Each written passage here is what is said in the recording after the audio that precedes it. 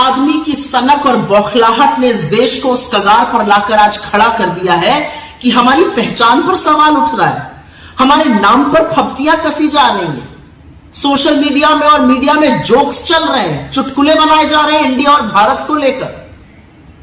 यह आपकी सनक और आपकी नफरत का नतीजा है मोदी जी। मुझे पता है कि आप इंडिया से डरते हैं, मुझे पता है कि आप अपने विपक्ष से नफरत करते हैं, लेकिन हमसे नफरत करते तो आप दुश्मनी देश से निभाने लगे। इस देश को हम लोग अपनी मां कहते हैं, और मां के नाम के साथ खिलवाड़ कौन करता है?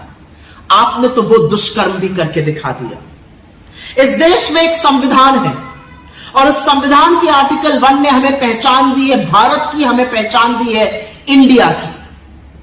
और आपके ये जो कुत्सित प्रयास है हमारी पहचान के साथ खिलवाड़ करने का, वो असल में संविधान को बदलने के आपके दुष्कर्म का नतीजा है। आप चाहते हैं कि आप बाबा साहेब का बनाया हुआ ये संविधान बदल दीजिए, लेकिन ऐसा हो नहीं पाएगा, क्योंकि आप भी जानते हैं और मैं भी जानती हूं कि राज्यसभा में आपके पास 2/3 बहुमत नहीं है, तो आप संविधान बदल नहीं पाएंगे। तो ये शगुफा क्यों छोड़ा गया?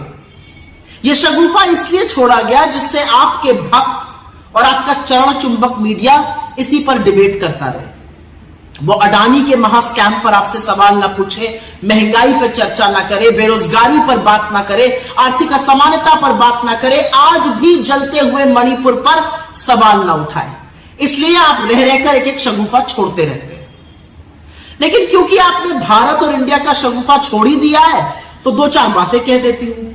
100 रुपए का पेट्रोल इंडिया भी खरीद रहा है, 100 ही रुपए का पेट्रोल भारत भी खरीद रहा है। आटे पर जीएसटी आपने इंडिया के लिए भी लगाई है और भारत के लिए भी लगाई है।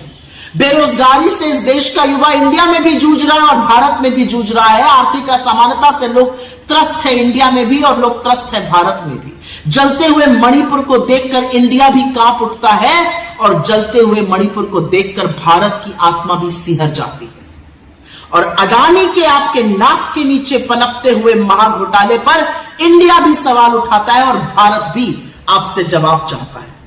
तो सबसे पहले तो विभाजन की, नफरत की इस राजनीति से निकलिए, अपनी सनक, अपनी बौखलाहट छोड़िए और कृपया करके यह हाथ जोड़कर करबद्ध निवेदन है आपसे, इस देश को अपनी बनाई हुई महंगाई से, अपनी बनाई हुई बेरोजगारी से, अपनी लगाई हुई नफरत की आग से, अपनी बनाई हुई आर्थिक असमानता से, अपने बनाए हुए अडानी के महाघोटाले से बख्श दीजिए इंडिया और भारत दोनों को।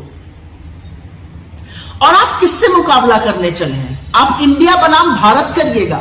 अरे हम वो लोग हैं जहां पर हमारे नेता ने 4000 किलोमीटर इस देश के पैदल नाप दिए कन्याकुमारी से कश्मीर, जिससे कि भारत जुड़ा रहे। भारत जोड़ो यात्रा आपको जवाब है आपकी नफरत और आपकी कुत्सित राजनीति का। और जब हम कहते हैं जुड़ेगा भारत और जीतेगा इंडिया, तो आपकी बौखलाहट, आपकी घबराहट स्वाभाविक है। भारत माता भी हमारी है, इंडिया भी हमारा है, क्योंकि आप लोगों ने और आपके पूर्वजों ने तो ना इंडियन इंडिपेंडेंस की वॉर लड़ी और ना भारत की स्वाधीनता संग्राम में धेले का योगदान किया।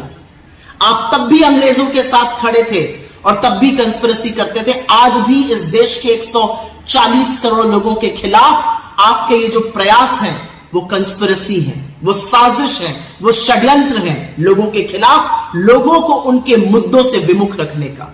जाते जाते एक ही बात कहूंगी मोदी जी, जिसके दिल में अपने देश के लिए प्यार है, जिसका दिल इस देश के लिए धड़कता है, उसको आप किसी भी नाम से बुलाइए, उसका दिल, उसका जमीर हिंदुस्तान के लिए है, इंडिया के लिए है, भारत के लिए है। और ये असलियत ना आप समझ सकते हैं ना आप बदल सकते हैं, क्योंकि आप एक घबराए, बौखलाए, डरे हुए और सन की तानाशाह से ज्यादा अब कुछ नहीं रहे।